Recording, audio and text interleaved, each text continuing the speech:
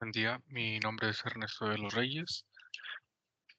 Con matrícula 16444 vamos a explicar lo que es la práctica 1 de Electrónica Digital 2, que es impartida por el docente, el ingeniero Edgar Pérez Castillo,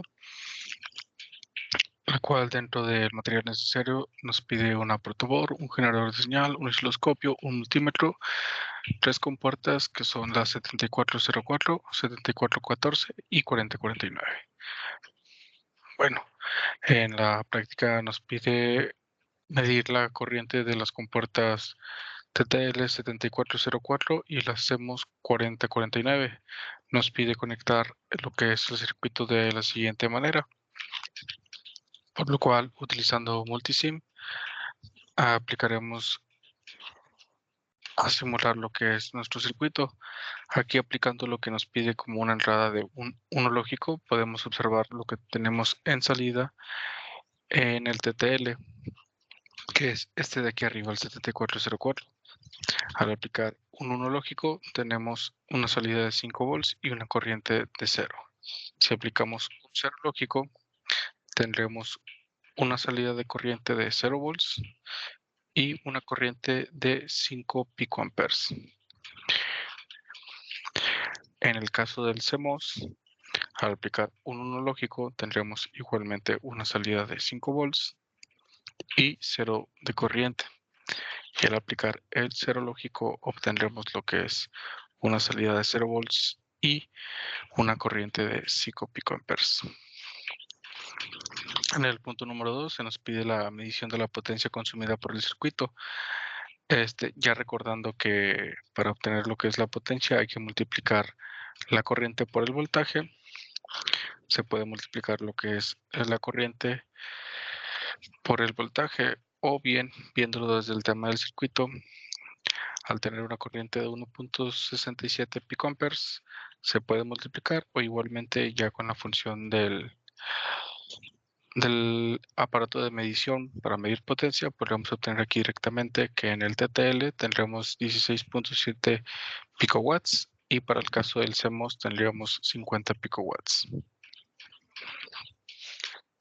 Ya para el punto número 3 nos pide que tanto como para el 7404 y para el CMOS veamos cómo tiene un tiempo de propagación, que es como un retraso que llega a tener la señal, para observar la diferencia entre una y otra. Para esto usaremos un generador de señales, el cual alimentará a nuestro circuito integrado y podremos ver ambas señales, tanto de entrada como de salida, en la parte del osciloscopio. Para ello,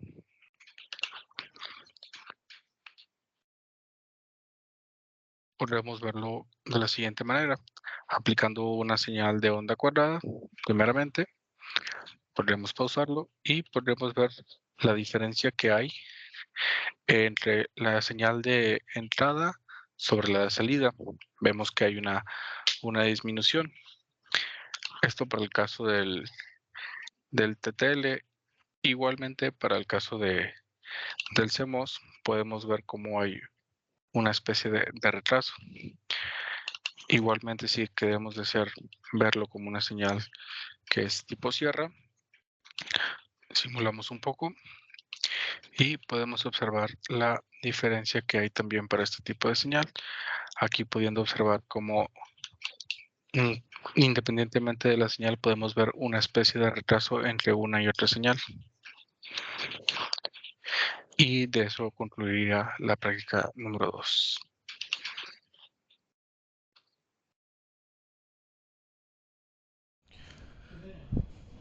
Buen día, mi nombre es Ernesto de los Reyes, con la matrícula 1644414 para explicar lo que es la primera parte de la práctica 1 del Laboratorio de Electrónica Digital.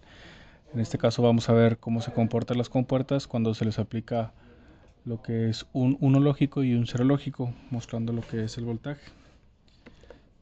Se le aplica una entrada de voltaje de 5 volts y aquí podemos ver cómo se comporta al tener un 1 lógico y un 0 lógico, que nos da ya los 0 volts al hacer el cambio de estado de 0 a 1. Mismo caso que pasa para las demás compuertas. Podemos observar cómo tenemos un 0 y posterior obtenemos lo que es un 1 al darnos voltaje.